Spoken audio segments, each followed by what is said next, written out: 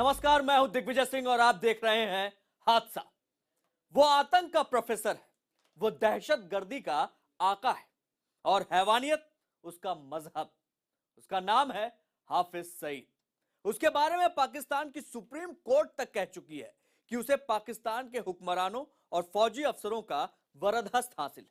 वहीं वही हाफिज सईद एक बार फिर जहर उगलने मुजफ्फराबाद जा पहुंचा और जिस वक्त वो वहां अपने भाषणों से नौजवानों को बरगला रहा था, ठीक उसी समय कश्मीर में एक बैंक लूटा जा रहा था। क्या यह महज इत्तेफाक है या फिर एक साजिश का हिस्सा?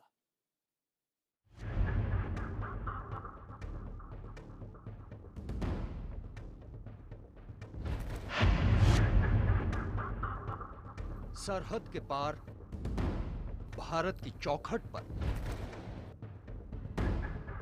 गुलाम कश्मीर की वादियों के बीच मजमा लगाकर उगला जा रहा है जहर। यही मुजाहिदीन कल इंशाअल्लाह इंडिया के टुकड़े करके दिखाएंगे। ये तस्वीर है गुलामी की। बंदूक से छीनी, पैसे से मजहब के नाम पर बरगलाई है इस भीड़ की वफादारी। फिर इसका जवाब मैदान के अंदर दें और इंशाअल्लाह आज मुजफ्फराबाद में कहता हूं इसका जवाब आएगा। फिर आई है उस पार से दहशत की दस्तक।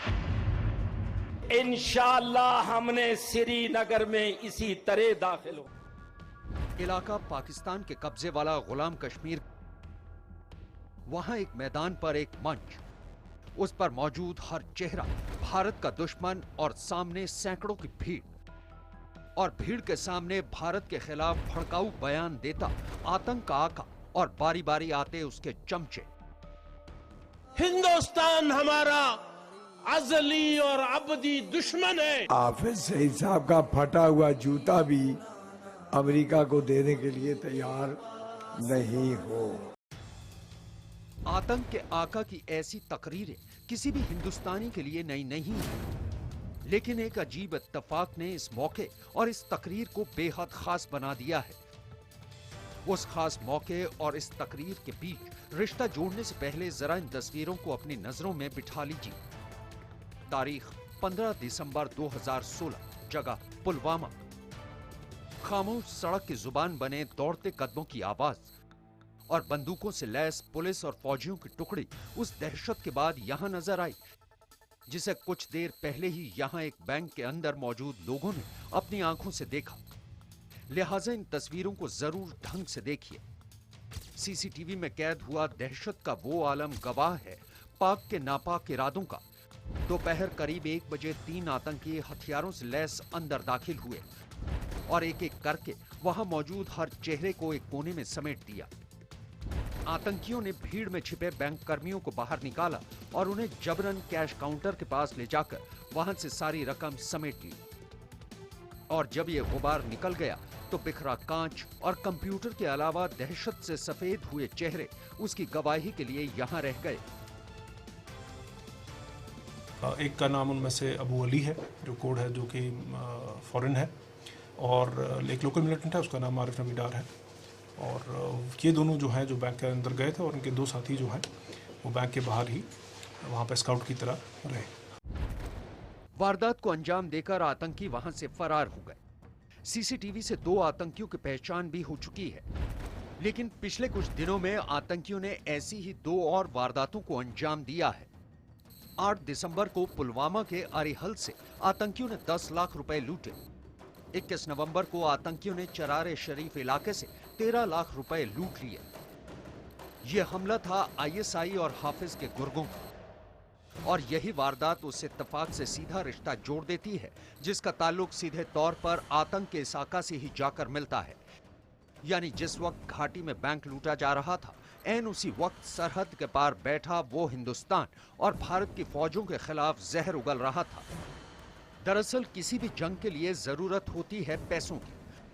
फौज की सर्जिकल स्ट्राइक के बाद भारत में पुराने नोट बंद किए जाने के फैसले ने भी आईएसआई के खजाने को खोखला कर दिया। उसके पास मौजूद भारतीय नोट अब महज कागज के टुकड़ों से ज्यादा कुछ नहीं है।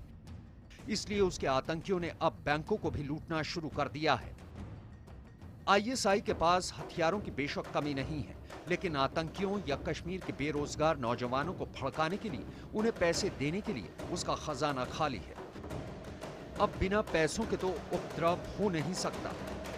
इसलिए हाफिज के गुर्गों ने कश्मीर घाटी के अंदर बैंकों को अपना निशाना बनाया, ताकि भारत का कुछ कैश वो अपने कब्जे में ले सके। इस लूट की वारदात को अंजाम देने के दो मकसद हैं। एक तो कश्मीरी और आतंकवादियों को भड़काने के लिए पैसों का इंतजाम हो जाएगा, दूसरा भारत की नई करेंसी भी उनके हाथ लग जाएगी, जिसकी नकल तैयार करने के लिए उसे पाकिस्तान के खुफिया ठिकानों तक पहुंचाया जा सके। वरना हाफिज सईद की ये जहर उगलती तकरीरों का कोई मतलब नहीं। हाफिज सईद आईएसआई के पुराने प्लान के तहत लोगों को भड़काने और भारत के खिलाफ जहर उगलने में बदस्तूर लगा हुआ है। यहाँ इकट्ठा हुई पूरी जमात उस कौम की दुश्मन है जिसने अमन की लाख कोशिशों के बाद भी बार बार पाकिस्तान से धोखा खाया है। हमारी कौम, भारत और उसके हर बाशिंदे के खिलाफ ये लोग जिहाद के नाम पर आग उगल रहे हैं, और दहशत की इस आग में अपने फायदे की रोटियां सेकने वाला ये शख्स हाफिज सईद आज भी पाकिस्तान के रहमो करम पर आजाद है और लोगों को भड़काने में जुटा है। अल्लाह के फजल से मुजाहिदीन ने जवाब दिया और परखचे उड़ाए, गर्दनें उड़ाई, काटी। सोना, मोदी और राजनाथ, जिन कश्मीरी मुजाहिदीन ने तुम्हारे फौजियों के टुकड़े किए, यही मुजाहिदीन कल इंशाअल्लाह इंडिया के टुकड़े करके दिखाएंगे। पाक की दी आजादी और आईएसआई की सरपरस्ती में हाफिज ने गुलाम कश्मीर के इस हिस्से में जमकर जहर उगला। ये बात किसी से छिपी नहीं है कि अमन और दोस्ती का नकली मुखौटा पहने पाकिस्तान भारत के खिलाफ छेड़े गए प्रॉक्सी वॉर को हरदम हवा देता रहा है।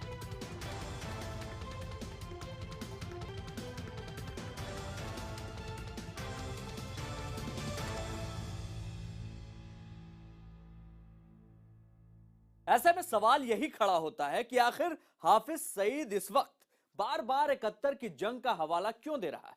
क्यों वो बार बार पाकिस्तान के एटमी ताकत होने की धौंस देना चाहता है?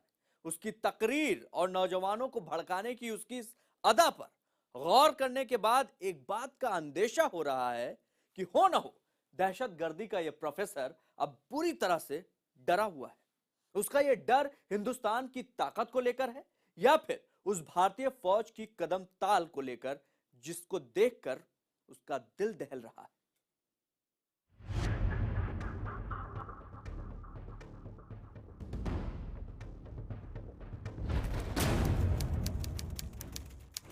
जगह पाकिस्तान, जून 2016।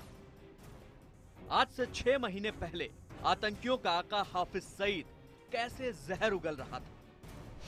तो गौर से सुन लो, ये धमकी नहीं है। तुमने अगर ये हरकत की, पाकिस्तान के एटमी प्रोग्राम को आपने एक मिसाइल भी इसके ऊपर दागा, इंशाअल्लाह इंडिया के सारे शहर तहस नहस हो जाएंगे। इंशाअल्लाह हमने श्रीनगर में इसी अब 6 महीने बाद, जगह पाकिस्तान, दिसंबर 2016। एक बार फिर आतंकियों के इसी आका ने मुंह खोला और अपनी जहरीली बोली को सरहद के इस पार उछाला है। मेरे नबी फिर वापस उसी मक्का में दाखिल हुए, इंशाअल्लाह हमने श्रीनगर में इसी तरह दाखिल। क्या चाहते हैं? इन दोनों ही जहरीले भाषणों में 6 महीने का फासला, लेकिन इन 6 महीनों के दौरान इसके बोल नहीं बदले। लेकिन इस बार की धमकी में 2 ऐसी बातें हैं जिन पर गौर करना निहायत जरूरी है। इसलिए एक बार फिर से जरा इसकी ये गीदड़ भभकी सुनिए। परेशान होने वाली कोई बात नहीं, मुझसे सुन लो जरा। ये 71 वाला दौर नहीं है। आज का पाकिस्तान वो पाकिस्तान नहीं है।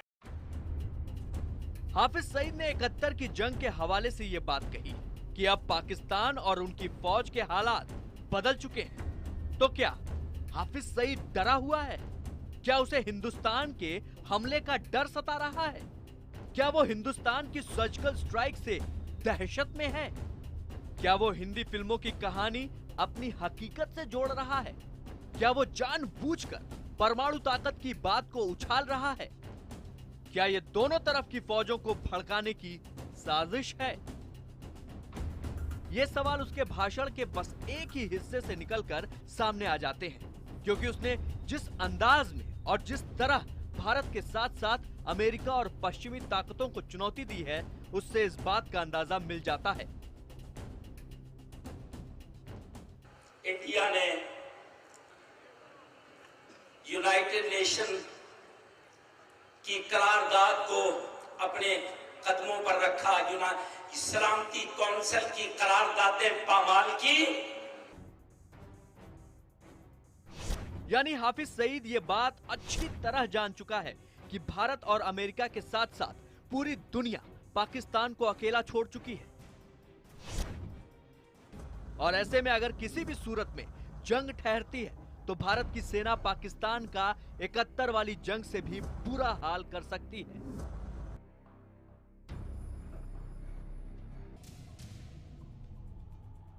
यानी हाफिज सईद उन कश्मीरी नौजवानों को भड़काना चाह रहा है जो फिलहाल इन दिनों कुछ सेना के खौफ से और कुछ अपने हालात से मार खाकर किसी भी तरह की उपद्रवी वारदातों में शामिल नहीं हो रहे।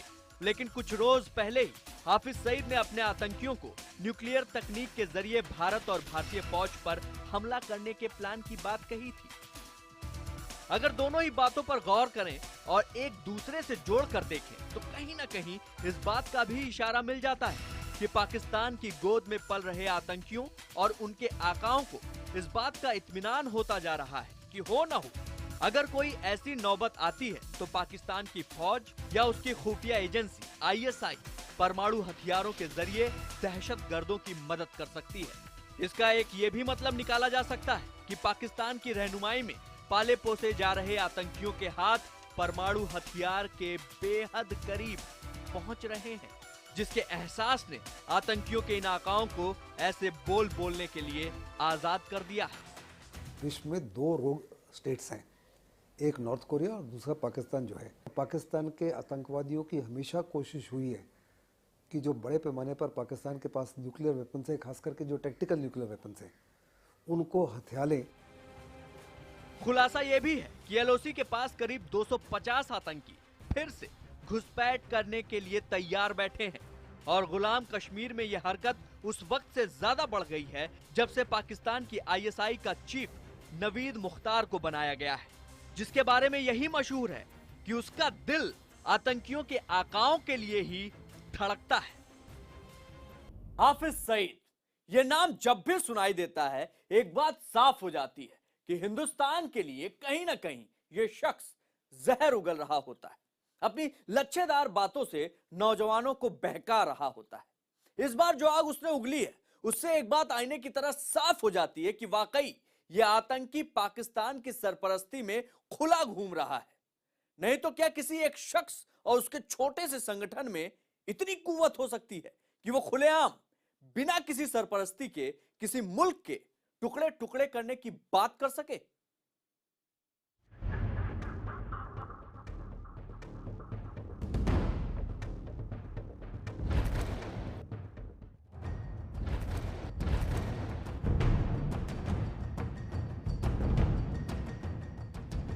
इन्हें कश्मीर चाहिए।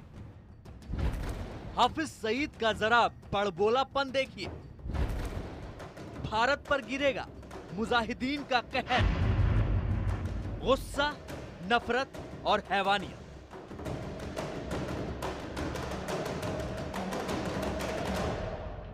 ये वो पार्ट हैं जो हिंदुस्तान के मोस्ट वांटेड आतंकियों में से एक हाफिज सईद पाकिस्तान की सरपरस्ती में बैठकर वहां के नौजवानों को पढ़ाता है। जिनके हाथों में किताब होनी चाहिए उन्हें हथियार थमा देता है। जो बच्चे अभी कंचों से नहीं खेल पाते उन्हें यह बारूद की गोली चलाना सिखा देना चाहता है, और वो भी हिंदुस्तान के खिलाफ। आतंक की पाठशाला का यह प्रोफेसर हर बार ऐसे ही बोलता है। उसका एक एक लफ्ज मानो जहर बुझे तीर हो। ये तीर हिंदुस्तान पर चलाने के लिए ये शख्स कितना बेताब है, ये इसकी बातों से पता चलता है।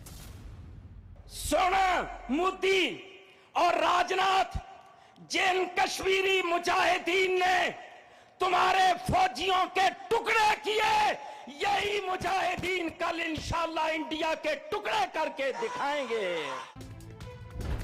ये बोल एक खुले मंच से आतंक के आका हाफिज सईद ने बोले।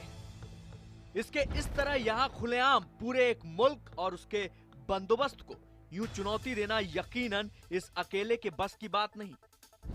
यकीनन इसके पीछे कई दिमाग और हाथ काम कर रहे हैं, जो पीछे से इस आतंकी को हिंदुस्तान के खिलाफ जहर उगलती अपनी लिखी स्क्रिप्ट थमाते हैं। और ये स्क्रिप्ट भटके हुए नौजवानों को बहुत रास आती है। हाफिज सईद की इस तकरीर और इन तमाम बातों को पाकिस्तान के हुक्मरानों की शह हासिल है। जाहिर है तभी तो वो भीड़ के बीच फूलमालाओं की आड़ में कांटे बोता चल रहा है।